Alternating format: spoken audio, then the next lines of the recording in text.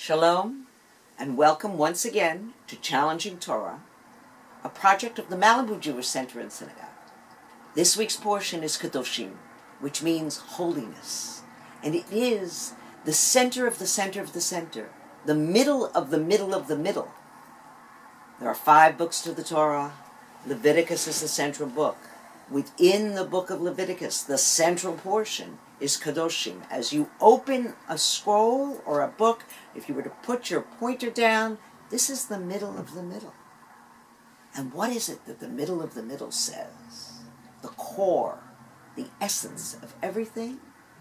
The Lord spoke to Moses saying, "Speak to the entire Israelite community and say to them, you shall be holy, for I, the Lord your God, am holy." First of all, it's to everybody. It isn't just to the priests. You shall be holy, because I, the Lord your God, am holy. And the you is a plural you. It's a you to the entire community. Holiness pretty much happens in a community that sets standards for holiness that are agreed on among ourselves.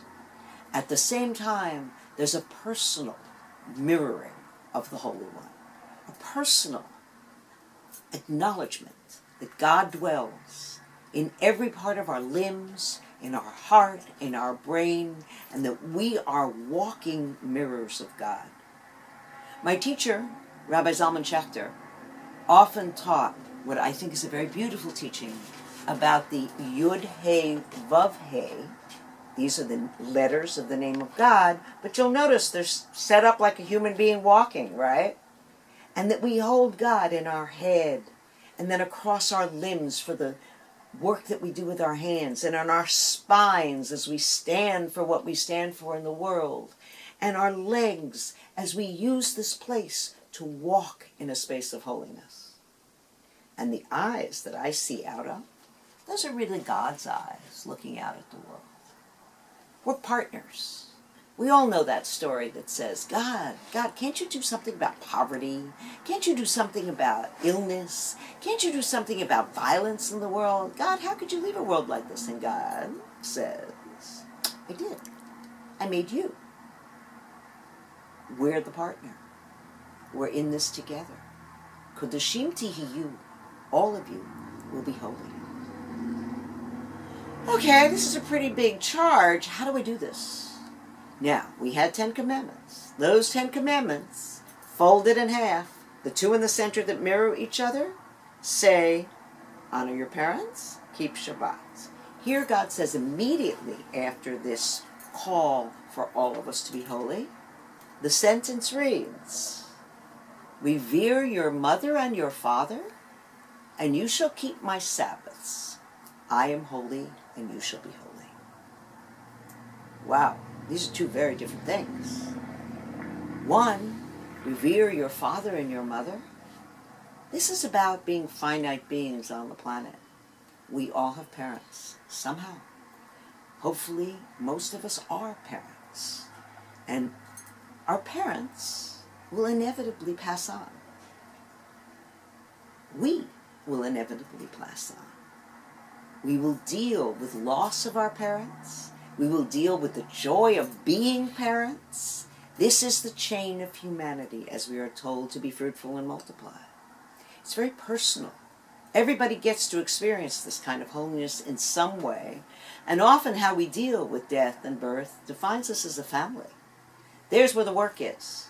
Many of us in this generation struggle with aging parents, same time struggle with children in college. Then we're going to turn around. The grandparents, I'll admit, I'm a new grandma a week ago.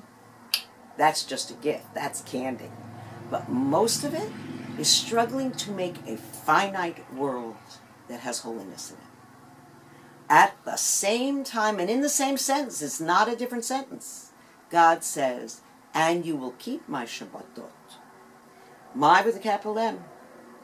This is God's time. I need to access the infinite as I walk with God's name. Shabbat time is time that's eternal. When I light those 2 candles, when I raise that cup of wine, I'm accessing time beyond this space.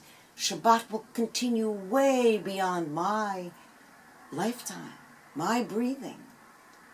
And if I don't stop and reconnect to Shabbat time, then I lose the ability to be a holy being beyond time.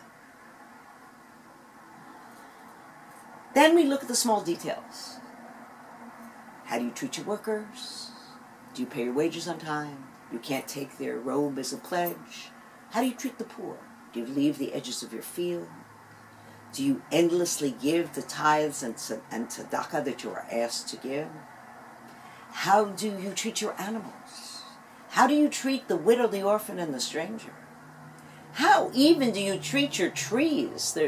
In this Torah portion, it tells you you've got to leave them for 3 years till the fruit is ripe for picking. The others fall on the ground or go to the poor.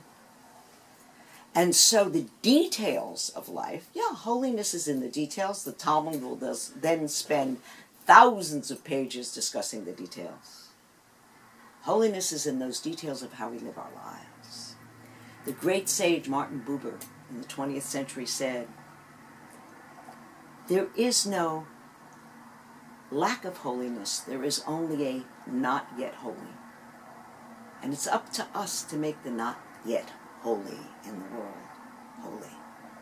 That's why we have our arms, our mouths, our breath, our reflection of God.